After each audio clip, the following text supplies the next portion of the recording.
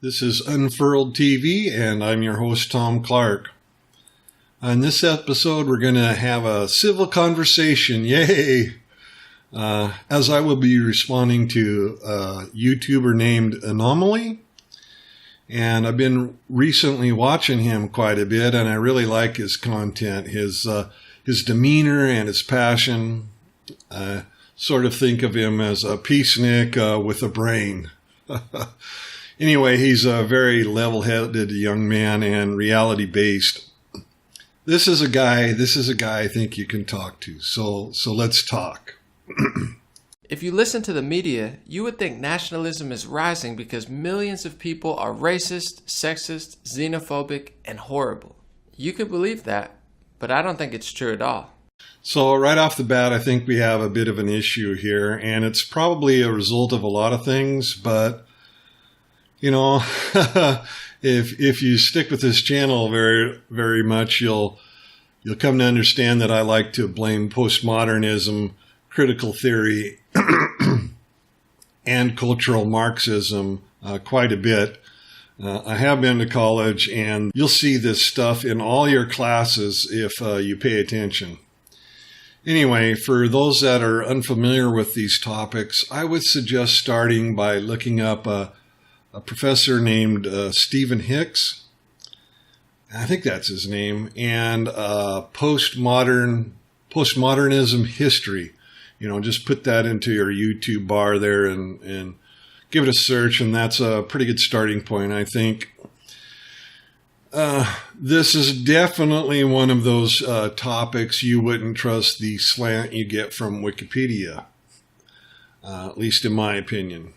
In a nutshell, what we have are a set of elitists that are anti-American individualism. They're against American individualism. And these elitists have embarked on a decades-long campaign to make it almost impossible for people to carry on a conversation because these malcontents and their useful idiots are constantly undermining previously well understood terms. These are the guys that you can thank for turning terms such as liberal into meaning socialism. You know, basically a bunch of Saul Alinsky, George Soros, undesirables. Anyway, I think that's the problem that we have here. So let's just take a look at the problem as it pertains to nationalism. We're going to go over a couple of definitions here. The first one here is from Merriam-Webster.com. Nationalism. Definition 1. Loyalty and devotion to a nation, especially a sense of national consciousness, exalting one nation above all others and placing primary emphasis on promotion of its culture and interests as opposed to those of other nations or supranational groups. All right, intense nationalism was one of the causes of war. All right, so you can see that this has been added on, that nationalism, an extreme form of nationalism, can lead to war. I think that's kind of a bad thing to put in here because you could say that about any ideology. You could say it about a religion. You could say it about globalism. You could say it about communism. Otherwise, you have a couple of things here. The country that you live in above other nations first, placing primary emphasis on the promotion of your culture and interests as opposed to those of other nations. This is self-interest, self-determination. It's pretty simple. And if you realize that this last bit here applies to every single ideology that I'm aware of, if you take them too far, you end up with war. Okay? The next one is from just dictionary.com. They've got several definitions here. 1, spirit or aspirations common to the whole of a nation. I think that sort of fits. Devotion and loyalty to one's own country. Patriotism. I think that fits. Excessive patriotism. Chauvinism. Yeah, I think, again, that kind of fits in that definition that, like, anytime you get excessive, you get to the point. I don't think that you bake that into the terms of nationalism. So, in other words, if you have excessive nationalism, is it excessive nationalism? No, it's just excessive nationalism. Number 4, the desire for national advancement or political independence. 5, the policy or doctrine of asserting the interests of its own nation viewed as separate from, the interests of other nations or the common interests of all nations. Yeah, that's very similar to what we saw in Merriam. 6, an idiom or trait peculiar to a nation. I don't really follow that. 7, a movement, as in the arts, based upon folk idioms, history, aspiration, etc. of a nation. I don't know, if you're an art major, maybe you understand that. But as far as political ideology, I'd say this definition 5 fits more closely with Merriam-Webster than anything else, the Merriam-Webster definition. And you'll notice here that this one, if you take this definition and apply it to the other one, there's nothing about racial supremacy being touted in here. You don't see anything like the policy of empire building. It's just simply putting your nation first. But that's basically what they both agree to. And I personally happen to take issue with this, these terms that lead you to think that this ideology in particular leads to war over other ideologies. I don't think that you can make that case. And also, there's a Wikipedia definition, and we'll get to that here shortly. So as you saw there, as I was going over the definitions, the various definitions, and quibbling over even those various definitions, the problem is that two people can't just, have a reasonable, thoughtful discussion about just nationalism. You kind of really have to define it. Basically, you have to carry around 3 dictionaries and decide which definitions that the two of you are going to be using in your discussion before you can even have a discussion. In my opinion, you can lay a lot of that problem at the feet of the postmodernists and the cultural Marxists.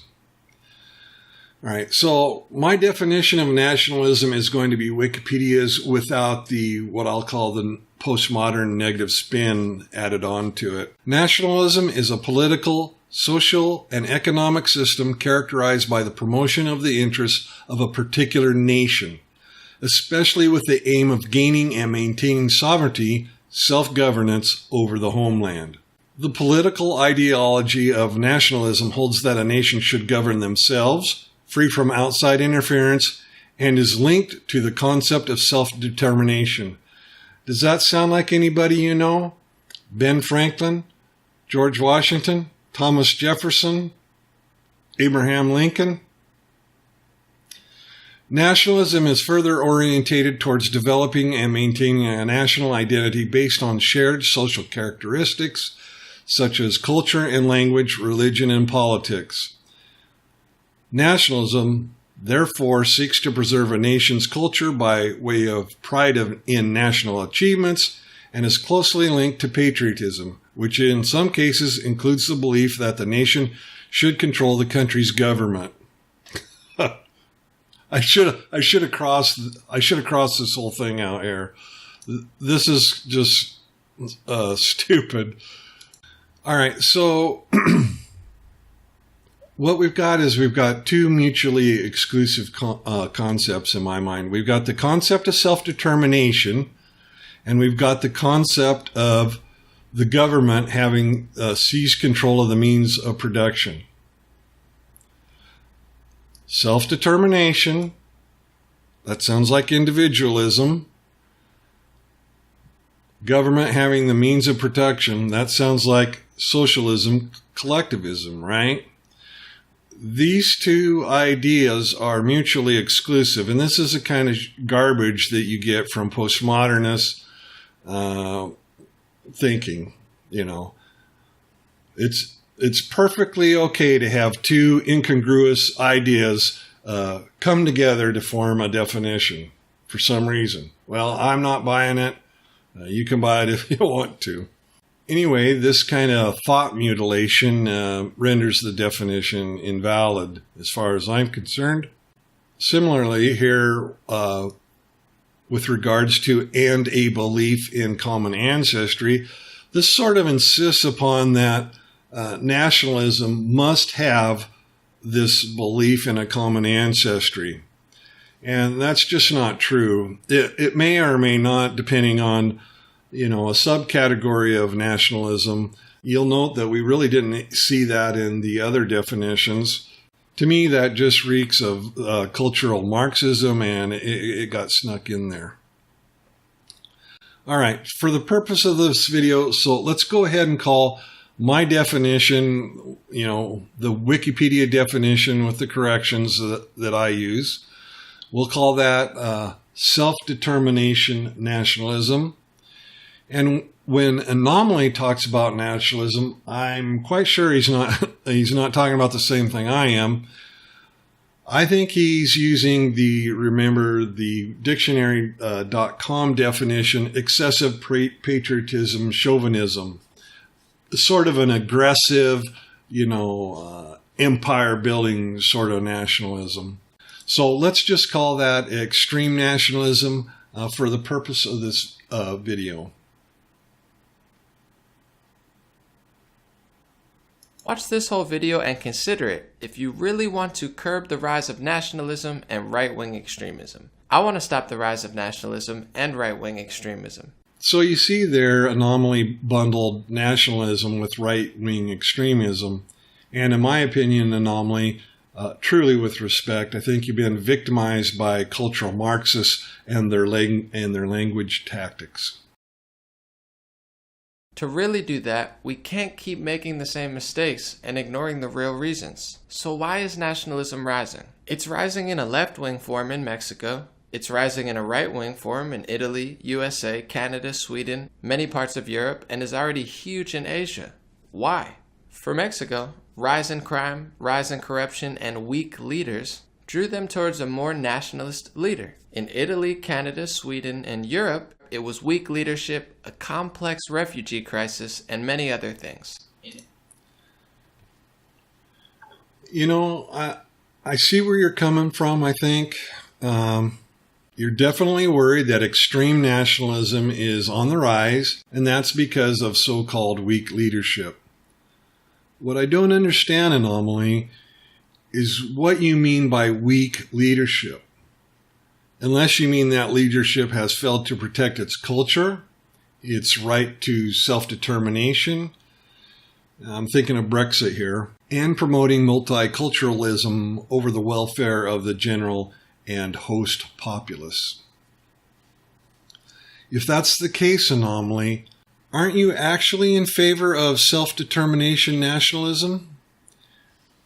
In Asia, they have extremely low crime and don't want people in their country who they don't think want to assimilate into their culture.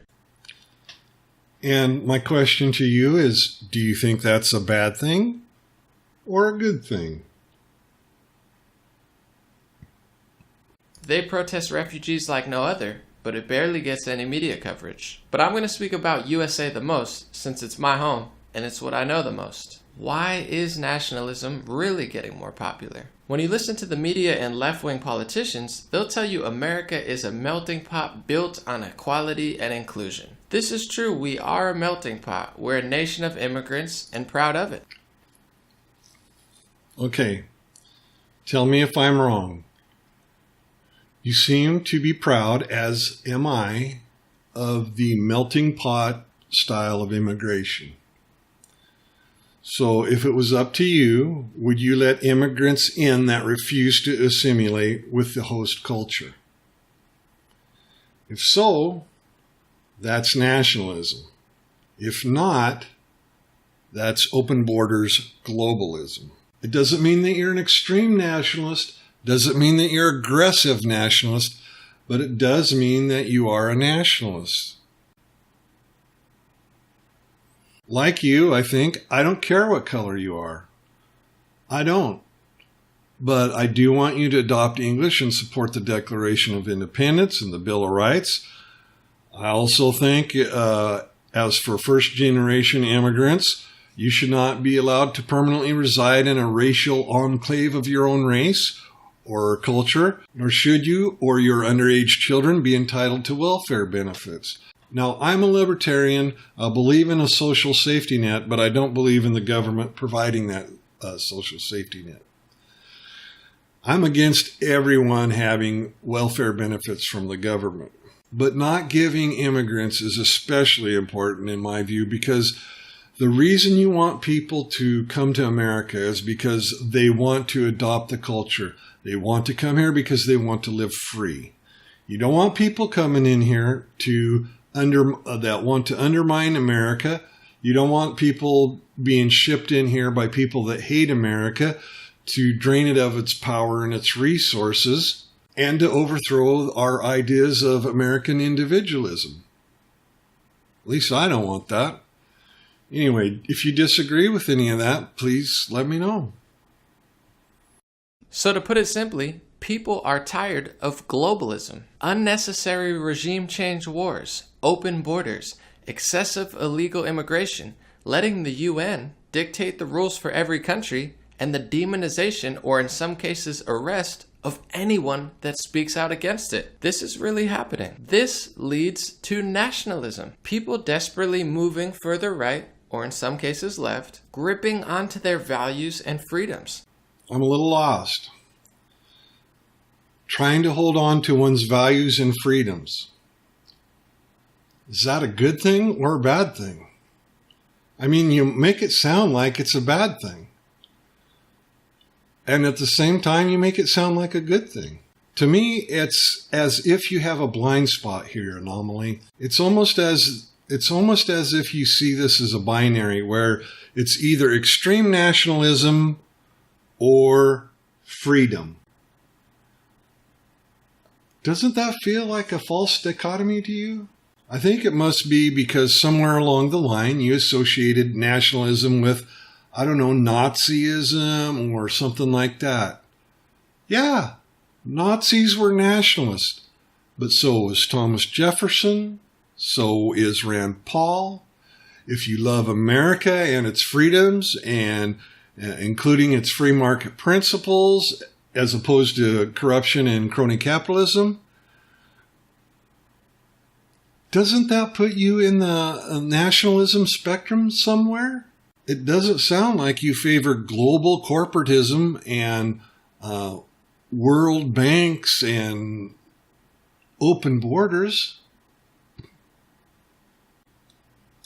Rand Paul is one of the most anti-war, anti-corruption, and outspoken politicians about the bipartisan trickery and nonsense. He's well respected by many on the left and the right, but they want to do all of what I just mentioned, usher in socialism, demand stricter gun regulations, demonize common sense legislation, and you expect millions of people to just be cool with it? Of course not. This is the direct cause in the rise of nationalism. I'm not a nationalist. I'm not a globalist. An0maly, self-determination nationalism has always been here. People didn't know the name for it, but people love freedom and they love the free market. They've always wanted to protect and to preserve that. A very small portion of the population has wanted to change that. It seems to me that you're against something else. I think what you're against is aggression and global socialism. It sounds like to me you're more of a nationalist than a globalist, by the sounds of it. You're just not aggressive and you're just not an extremist. And like you, I'm not in favor of aggressive nationalism, empire building, racial intolerance, that sort of thing. But sir, you're a nationalist, are you not? This is why I'm a lifelong left-leaning liberal, but I am beyond appalled by left-wing politicians, media, the celebrity elite class, Democrats, progressive politicians, and classic establishment Republicans. All of those groups that you're appalled by, those groups, what is it that they have in common? When you figure that out, I think it's going to blow your mind. So if you really want to stop right-wing extremism and the rise of nationalism like I do, here's what you could do. Common sense, rationality, logic, prioritizing citizens, stop preaching love and equality while pushing some of the most hateful rhetoric I've ever seen. And most importantly, understand that America is the beacon of the free world because it is free. Good economy, free speech, personal liberties, safety, security. Many people want to preserve those values as opposed to lose them to empty virtue signaling and complete lawlessness. Let me put this in a way that may resonate with you a little more viscerally. We both love America for the same reasons. You and I. That's very clear to me. My heart bleeds for you because you still, in my opinion at least, are suffering from the long-lasting side effects of indoctrination. I'm not trying to insult you, and I'm not trying to sound patronizing. I'm really trying to help you. And if you think I'm wrong, please respond to me either privately or through your channel. Every day I'm learning from people that are younger than me, so I'm not trying to use my age or experience to win this argument or anything like that. I'm trying to use reason. In my opinion, you have been taught to associate bad things to words that don't mean the same thing to everyone. That'll be clear, I think, if you look at all the dictionary definitions and the Wikipedia definitions.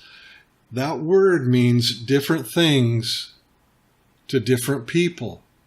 And you've happened to associate nationalism with its worst qualities. But as a general principle of civil discourse, shouldn't you make the effort to see the other person's opinion or the other person's position in its most favorable light? Let me put it another way. If I hadn't taken the time, try to figure out exactly what you meant by nationalism, I would have thought you were here desperately pleading for folks to avoid something, though imperfect, is nevertheless beautiful and good compared to the alternative. But because I've taken your argument in the most favorable light, I'm pretty sure that you're not really doing that. If we use my definition of nationalism, you're asking people to avoid the very label that seeks to preserve a smorgasbord of races, custom, and cultures all over the world, which makes the world, for all its warts, a magical and awesome place to explore. I'm sure you want all of those things preserved. That's what I want. An anomaly. That's called nationalism.